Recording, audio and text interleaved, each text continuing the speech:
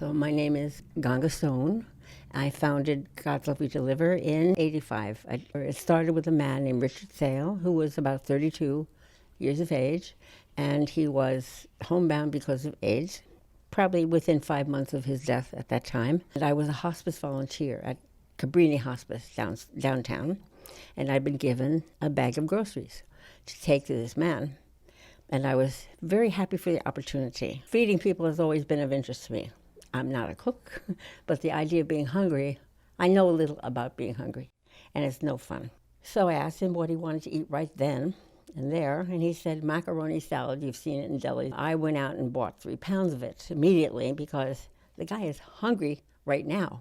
I think it was as important for me to bring him that meal that day as it was to make sure that he was never going to be helpless in the face of hunger again, and he never was.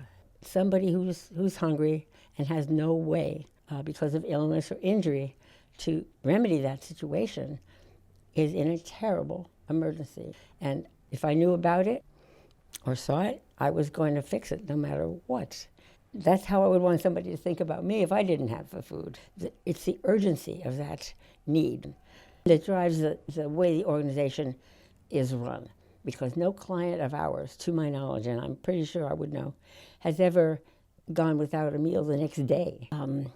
Feeding people, especially if it didn't involve me cooking or cleaning up, was a wonderful thing to be able to do because there was no downside for me. I love giving something that's really wanted. And when people are hungry, what's really wanted is food, the good food, the best food that we could find, and that's what people got. And you know, in the beginning, I was riding my bike around town.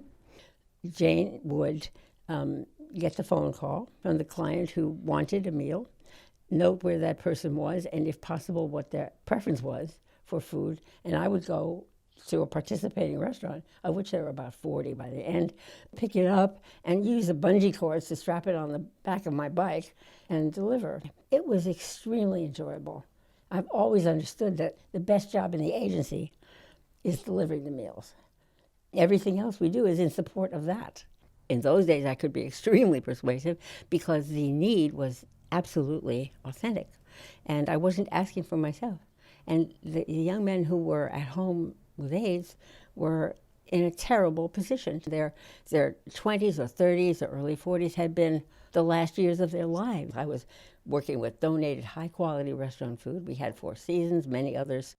I felt very strongly that whatever we offered had to be first rate, and it still is. Everyone gave the food we requested and gave cheerfully. It was quite beautiful to see, and it confirmed something that I knew inside myself, which was there's joy in giving, especially if there's no selfish motive except to experience that joy. Food is love. If you give food to a hungry person, you're giving your love in the form of something that can be used right away by that person and that is needed. My particular personal love comes with a lot of baggage, but God's love is beautiful food, period. And no charge was very important to me, of course, as well.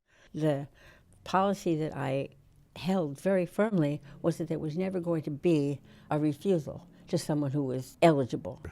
You'd be amazed how quickly word about something that's important and helpful got around. And I'm sure the name didn't hurt either because it was strange enough, especially in New York City. Many people knew people with AIDS, and we were serving anyone we could who was homebound, who was in that late stage of not being able to take care of meals for themselves. Word spread very quickly.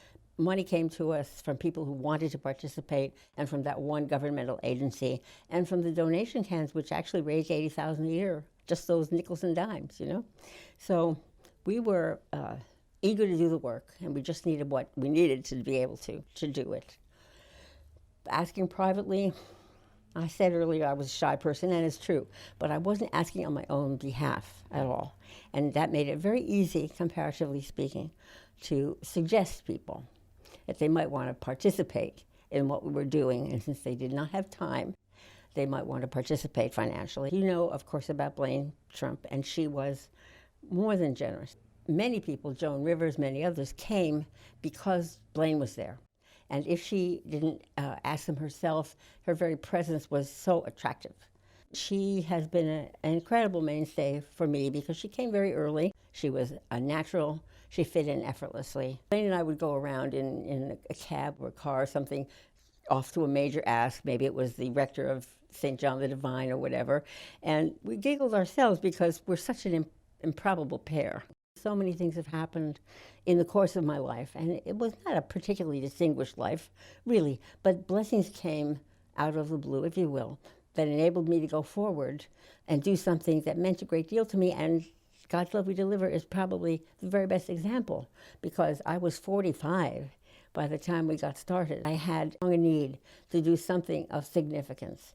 I had to do something beautiful for God. The opportunity to be instrumental in the creation of God's Love We Deliver was the biggest blessing I ever could have had. I don't think I'd still be here at my age if I hadn't been able to achieve something like that. If I go there, I'm not able to get there so much anymore, but I feel such love for them as individuals, because there are many other things people can do, with their time. The people who are just working there, they're joyful people. They're laughing and loving with one another. The people who are attracted to that kind of situation are very special people. And I'm so grateful for each one of them. I guess at my age, it's natural to think about legacy, of course, and that there is a legacy for me that is going to continue to benefit many, many people into the future makes me very, very happy. More than anything else, I needed to do something of value with this life, and I certainly did, and I know that. So I think of it as a wonderful reality in New York City, and people who are here alone, they can count on this high-quality meal being brought to them at no charge. Every person who works there or who volunteers there contributes to the beauty of the whole. I wish I could know them all much more than I am able to from so far away. It attracts wonderful people. Anyone who has any interaction with someone at the agency, they are well treated, without exception. I know this. The opportunity to give something so necessary was a gift from God. I've had questions from early on, why am I here? What is the point of this life? And I know it sounds like a sophomore in college, and at best, but I just could not bear the thought of not leading a meaningful life. I couldn't imagine it. Most of the time when we avail ourselves of something that we know will make us happy, we have to reach for it. But serving removes that entirely. And there you are, giving of yourself.